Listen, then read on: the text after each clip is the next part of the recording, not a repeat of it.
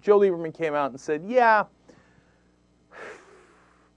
this whole Medicare buy-in, well, funny enough, I'm not buying it. Okay, I'm not in favor of it, and they're going to have to take that out in order to get my vote. He said it on Face the Nation. Then he went and had a private meeting with Harry Reid and said, look, not only will I vote against it, but I will join a Republican filibuster and make sure we kill it. Okay? So what happened to the compromise?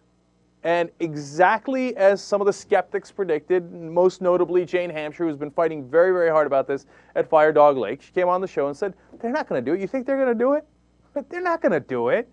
And she's right, right? So they come out and they're like, well, okay, all of that compromising was still not enough for Joe Lieberman, and because of Lieberman, that gives cover to Nelson and Landrieu and Lincoln, and they're not on board either. And so now you kill the part that we compromised about. So in the end, there's no public option, there's no Medicare buy-in, there's no single payer, there's nothing. I mean, this bill, if they agree to it, if Harry Reid agrees to it, is a joke, okay? And of course, Joe Lieberman says, oh, no, we're covering new people. Yeah. And the people who are going to cover it is private insurance, the people that give you money. Right, Joe? So he loves that part. That's more money for private insurance. Okay, so now that news in and of itself was disastrous. But it got much worse when we found out later in the day, White House to Reid, this is the headline from Politico, cut deal with Lieberman. Meaning, just give in to Lieberman. Give him whatever he wants. Bold leadership. Bold. It's very, very bold of you. If this is true, and of course it's, references Rahm Emanuel as a guy saying cave in at the first opportunity, cave in at all opportunities. If it's true, and they say, oh no, there's no public option, and we were kidding about Medicare buy-in, there's no Medicare buy-in either, and there's just not a damn thing for progressives, and honestly not a damn thing for cost containment, so your premiums will continue to rise, and private insurance will continue to make gargantuan profits off your back. In fact, the government will subsidize a lot of those profits because we're covering new people, and you and I will have to pay for that. But don't worry, private insurance gets richer. Well, then you know what I say? I say, hell no. Hell no. No way, man. Now, before, if with the Medicare buy-in, there was a question of, well, you know what? There's no public option, but at least you cover people 55 to 65, and they can buy in, pay a premium, and get Medicare, and that has lower costs, so maybe. But now you take that away, where's the compromise from them? Nothing, nada, squat, dickola. I'm not buying into that. Hell no. If you're a true progressive, you vote no on this. Okay, they want to play tough guy. They want to say, hey, we can kill the bill, we can kill the bill. You know what else can kill the bill? We can kill the bill. Okay? We vote no.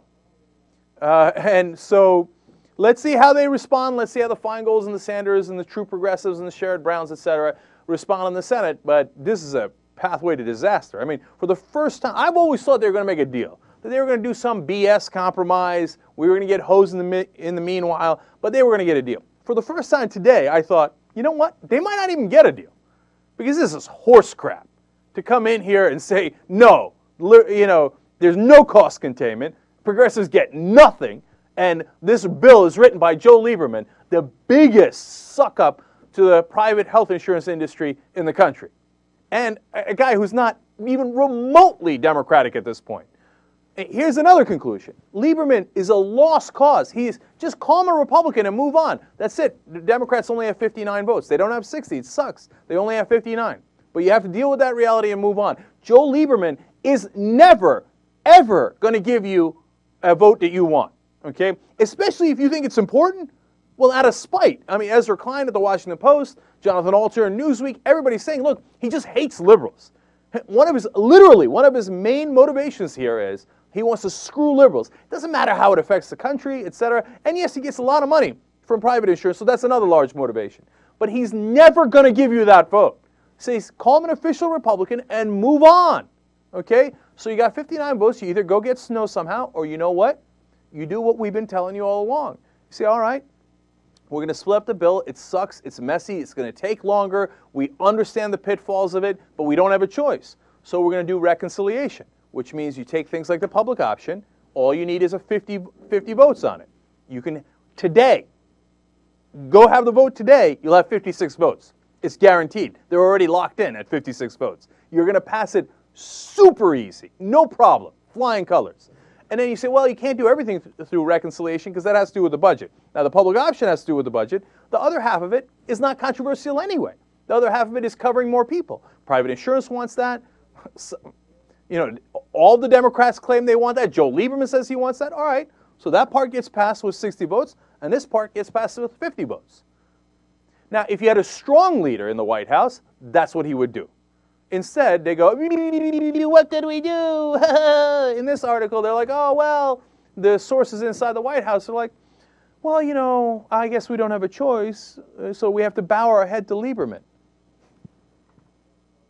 Look, there's no other word for it. That's pathetic. If that's your idea of leadership, pathetic, ridiculous, absurd, totally unacceptable.